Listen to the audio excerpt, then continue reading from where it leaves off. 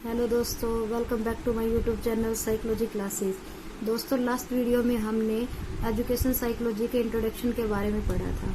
दोस्तों, मैं आपको बता देना चाहती हूँ कि हम जो भी टॉपिक लेंगे उसमें से एक क्वेश्चन हमेशा एग्जाम में पूछा ही जाता है। हम डेली 1 बाय 1 एक एक टॉपिक करते जाएंगे और उसमें से कई बार तो डायरेक्ट क्वेश्चन पूछ लिया जाता है। तो आज हम मनोविज्ञान के संप्रदाय के बारे में पढ़ेंगे। सबसे पहले मैं आपको बता देती हूँ कि संप्रदाय होता क्या है। दोस्तों, वुंट एक साइकोलॉजिस्ट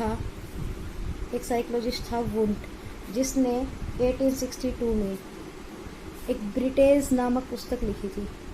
ब्रिटेज एक साइकोलॉजिस्ट था वुंट। उसने 1862 में ब्रिटेज नामक पुस्तक में मनोविज्ञान को क्या कहा था, ये स्वतंत्र विज्ञान है। जो साइकोलॉजिस्ट था वुंट, उसने कहा था कि जो उसने अपनी पुस्तक ब्रिटेज में लिखा था कि जो साइकोलॉजी है, वो मनोविज्ञान जो है वो क्या है, एक स्वतंत्र विज्ञान है। इसलिए उन्होंने लेकर चले संप्रदाय। सबसे पहले हम लेकर चलेंगे संप्रदाय। संप्रदाय क्या होता है? हमने बताया कि जब लास्ट वीडियो में मैंने बताया था कि जो एजुकेशन साइकोलॉजी है वो बहुत ही इम्पोर्टेंट रोल प्ले करती है किसी भी बंदे की, किसी भी मनुष्य की, किसी भी व्यक्ति की, किसी भी प्राणी की, उसकी व्यवहार को समझने के लिए जो साइकोलॉजी होती है वो। तो आज हम संप्रदाय के बारे में पढ़ेंगे। जो मनोविज्ञान होता है, जो संप्रदाय है, संप्रदाय को क्या कहा गया? ये मनोविज्ञान का स्कूल कहा गया। जो संप्रदाय है, मैं उसके बारे में आज आपको पहले थोड़ा इंट्रोडक्शन दे देती हूँ कि संप्रदाय होता क्या है। इसको मनोविज्ञान का स्कूल कहा गया, ठीक है। इसके अंदर जैसे संरचनावाद, प्रयोजनवाद, ऐसे कई संप्रदाय थे जिनको क्या कहा गया, मनोविज्ञान का स्कूल कहा गया दोस्तों। और इन स्कूलों के अंदर मनोविज्ञान को अपने अपने ढंग में परिभाषित किया गया। इन्हीं स्कूलों में, जो मैंने ऊपर बताया है, इन्हीं स्कूलों के अंदर मनोविज्ञान को अलग अलग ढंग में परिभाषित किया गया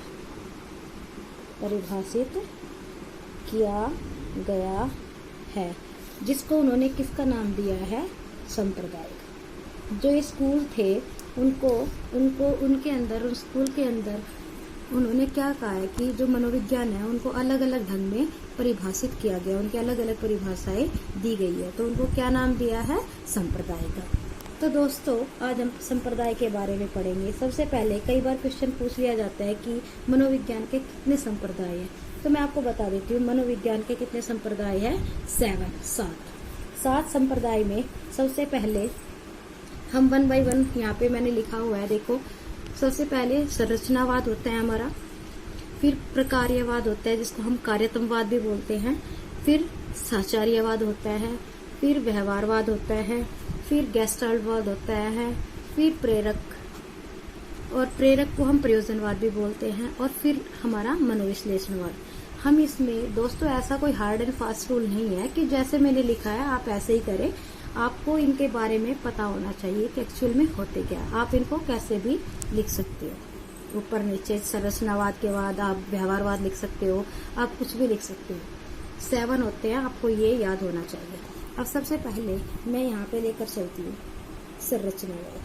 कई बार ये क्वेश्चन पूछा गया है कि संरचनावाद के निर्माता कौन थे। कई बार पूछा गया है, कई बार संरचनावाद का पूछ लेता है, कई बार प्रकार्यवाद का पूछ लेता है, कई बार साचार्यवाद का पूछ लेता है। तो आज हम 1 बाय 1 इसको डिस्कस करेंगे। तो वी डिस्कस अबाउट फर्स्टली संरचनावाद क्या होता है। सबसे पहले इसके निर्माता कौन थे? वुंट। एवं इसके वुंट के शिष्य थे टिचनर। तो कई बार पूछे तो संप्रदाय ये किसने दिया? संरचनावाद का वुंट एवं टिचनर ने इसको दिया था।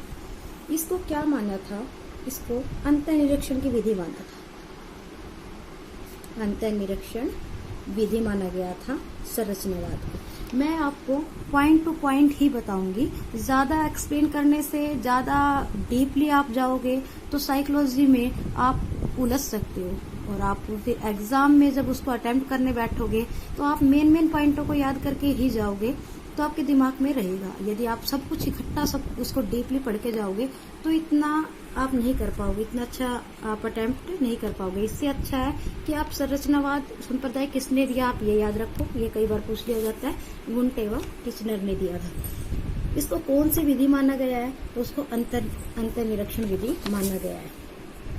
फिर इसके अंदर इन्होंने कहा कि जो हमारा चेतना और अनुभूति पर इन्होंने, जो हमारी चेतना व अनुभूति, चेतना व अनुभूति पर इन्होंने क्या किया था, प्रयोगात्मक अध्ययन किया था। आप ये सब बातें याद रखोगे, अध्ययन किया था। अब आप पूछोगे मैम ये चेतना क्या होता है, वर्ड आया यहाँ पे चेतना। अब चेतना के अंदर हमारे क्या आ जाते हैं, चेतना के अंदर हमारे संवेदना, प्रत्यक्ष ज्ञान, कल्पना, ये सब हमारे क्या किस में आते हैं भाई, हमारे आते हैं चेतना के अंदर। और फिर इन्होंने क्या कहा था कि इन्होंने अपने संरचनावाद में कहा था कि ये एक वैज्ञानिक पद्धति की विधि है।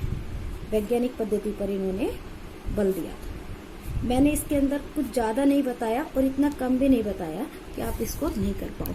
देखो, आपको सिर्फ और सिर्फ 4-5 चीजें याद रखनी है। सबसे फर्स्ट आपको संरचनावाद किसने दिया, वुंट एवं टिचनर ने दिया था। इसको अंतर्निरीक्षण की विधि माना गया है। इसको चेतना अनुभूति पर इसका प्रयोगात्मक अध्ययन किया गया था। चेतना में हमारी संवेदना, प्रत्यक्ष ज्ञान और कल्पना ये सब आते हैं, और इन्होंने वैज्ञानिक पद्धति पर भी बल दिया था। तो एक हमारा यहाँ पे संप्रदाय कंप्लीट हो जाता है। इसमें से क्वेश्चन हर बार पूछा जाता है, कभी कोई सा संप्रदाय पूछ लेते हैं, कभी कोई सा। सेकंड में आपको बता देती हूँ प्रकार्यवाद। प्रकार्यवाद क्या होता है, इसको हम कार्यात्मवाद भी बोलते हैं। कार्यात्मवाद, देखो इसका जैसे नाम से ही पता चल रहा है। प्रे का मीनिंग क्या है, यहाँ पे एक छोटी सी ट्रिक आप याद रख लेना, प्रेरणा। और कार्य मतलब किसी काम को करना, किसी काम को काम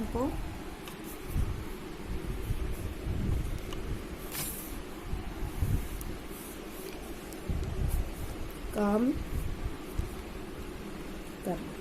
इसका मतलब हुआ दोस्तों कि ये जो प्रकार्यवाद है ये हमें क्या बताता है कि किसी भी कार्य को करने की हमें प्रेरणा देता है, प्रेरणा देता है। इसका सबसे पहले मैंने आपको बता दिया है कि प्रकार्यवाद या कार्यात्मवाद क्या होता है, प्रेरणा किसी भी काम को करने के लिए। अब इसके संस्थापक ये किसने दिया, ये पूछ लेते हैं। तो ये किसने दिया भाई, ये दिया था हमारा विलियम जेम्स और जॉन डेवी जिसको हम बोलते हैं, और एनजे,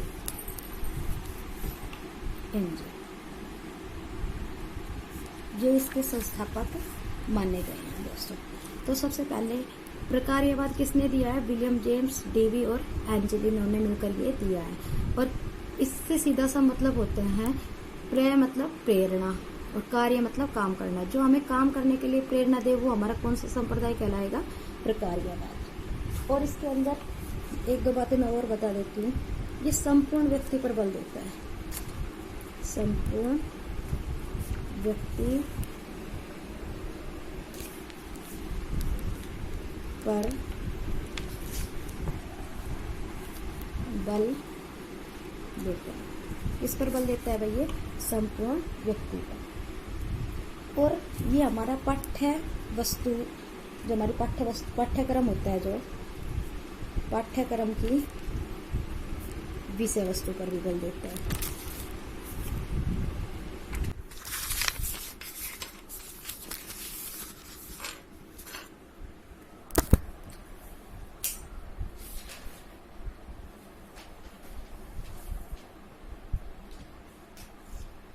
इसके बाद दोस्तों हमारा आता है साहचर्यवाद।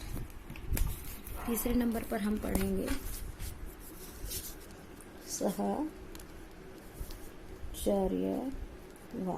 देखो, साहचर्य मतलब क्या होता है? संबंध। इससे हम रिलेट कर लेते हैं इसको, संबंध। ये किसने दिया था? जॉन लोक ने। जो स्टेट एग्जाम होते हैं, टीचिंग एग्जाम, उसमें कई बार डायरेक्ट क्वेश्चन पूछ लेते हैं। उसमें साइकोलॉजी में घुमा फिरा के बहुत ही रेयर पूछते हैं। उसमें डायरेक्ट क्वेश्चन पूछे जाते हैं कि साहचर्यवाद का संप्रदाय किसने दिया? तो किसने दिया भाई? जॉन लोक ने। जॉन लोक ने दिया था। इसके अनुसार क्या हुआ था कि जो हमारे संबंध है, संपंदन व स्मृति, इनके बीच में संपंदन और स्मृति को ज्ञात करने के लिए,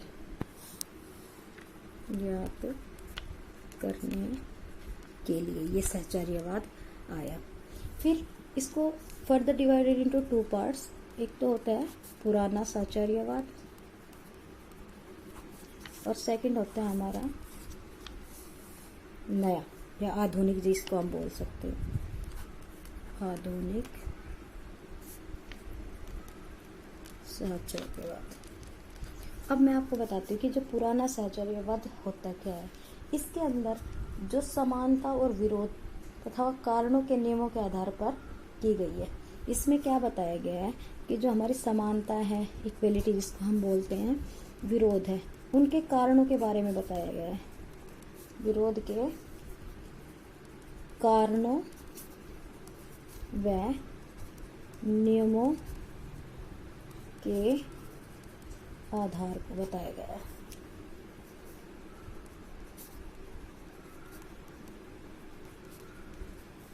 और इसके अंदर हमारा क्या होता है?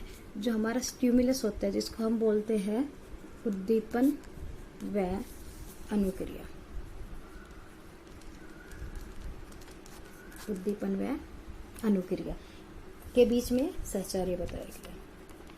बस इसके अंदर आपको कुछ ज़्यादा याद रखने की या रटने की ज़रूरत नहीं है। इसमें 2-3 चीज़ें याद रखना है कि एक तो इसमें संबंध बताया गया है स्पंदन और स्मृति का, ये जॉन लोक ने दिया था। और इसको 2 पार्ट में डिवाइड कर सकते हैं, पुराना साहचर्यवाद और एक आधुनिक साहचर्यवाद। पुराना साहचर्यवाद होता है जिसके अंदर समानता, विरोध के कारणों को, नियमों के आधार इनके अकॉर्डिंग की गई है। आधुनिक साहचर्यवाद के अंदर उद्दीपन व अनुक्रिया के बीच में साहचर्य संबंध बनाया गया है। अब हम डिस्कस करते हैं व्यवहारवाद। ये बहुत ही इम्पोर्टेंट है व्यवहारवाद।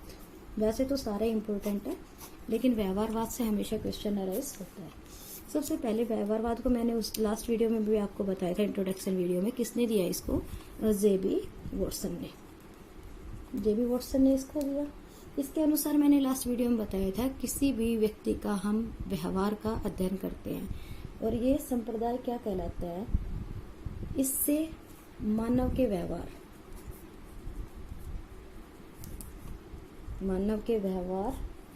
की व्याख्या, उसके नियंत्रण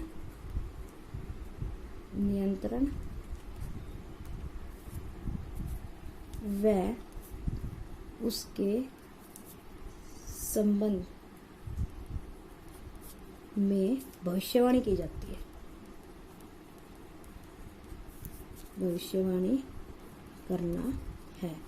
इसके अंदर क्या होता है? जो मानव के व्यवहार है, उसकी व्याख्या, उसके नियंत्रण, उसका कंट्रोल करना और उसके संबंध के अंदर भविष्यवाणी करना होता है। ये हमारा व्यवहारवाद। अब हम आते हैं इसी के अंदर। इसके अनुसार एक बात है कि किसी भी व्यक्ति को हम कैसा भी बना सकते हैं। किसी भी, ये इम्पोर्टेंट बात है, किसी भी व्यक्ति को कैसा भी बनाया जा सकता है। आप ये कहोगे कि ये कैसे? देखो, उनकी जो परिस्थिति होती है, रहने सहने का है। आप कोई 2 बच्चे हैं, आप उनको, एक को किसी को जंगल में छोड़ दो और एक को आप घर में रखो, क्या उन दोनों के व्यवहार में नहीं अंतर आएगा? क्योंकि उनकी जो परिस्थिति है, रहने सहने का जो उनका ढंग है, वो क्या है, दोनों का डिफरेंट है। एक तो जंगलों में जंगली जानवरों के बीच में रहेगा तो वो उनकी भाषा को अपनाएगा, एक जो घर में रहेगा वो मानव की भाषा को अपनाएगा। तो इसलिए व्यवहार के अकॉर्डिंग हम ये बोलता है कि किसी भी व्यक्ति को कैसा भी बनाया जा सकता है। व्यवहारवाद के अंदर मैंने आपको 2-3 चीजें बताई है, जेबी वॉटसन ने इसको दिया था। इसमें व्याख्या करना, व्यवहार की नियंत्रण करना, उसके संबंध में भविष्यवाणी करना होता है। नेक्स्ट आते हैं हम गेस्टाल्ट, ये भी बहुत इंपॉर्टेंट है, गेस्टाल्टवाद। इसको हम समग्रवाद भी कह सकते हैं। क्या कह सकते हैं दोस्तों? समग्रवाद। जैसे कि नाम से विदित हो रहा है, समग्र। समग्र, समग्र का मतलब है संपूर्ण, संपूर्ण। इसको किसने दिया था? कोहलर। कई बार नाम सुना होगा आपने, कोहलर, कोफका, वर्दीमीर और कुर्ट लेविन ने। बहुत बार ये क्वेश्चन पूछा गया है कि गेस्टाल्टवाद या समग्रवाद का संप्रदाय किसने दिया है? तो किसने दिया दोस्तों? कोहलर, कोफका, वर्दीमीर और कुर्ट लेविन ने दिया है। इसका अर्थ है समग्र, मैंने बताया संपूर्ण। समग्र का हम यहाँ से लेके चले तो पूर्ण से अंश की ओर पद्धति।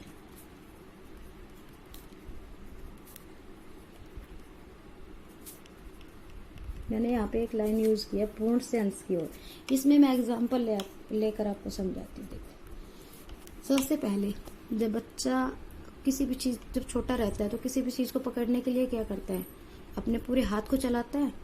उसको ये नहीं पता कि उसकी जो फिंगर है वो भी किसी काम की है, क्योंकि उसको इतना ही पता है कि ये चीज, जैसे उसके सामने मैंने कोई भी टॉयज रखा है, तो टॉयज जैसे ही मैंने रखा, जैसे ये टॉयज मैंने उसके सामने रख दिया, तो वो क्या करेगा? पूरा अपना हाथ उसके ऊपर लगाएगा।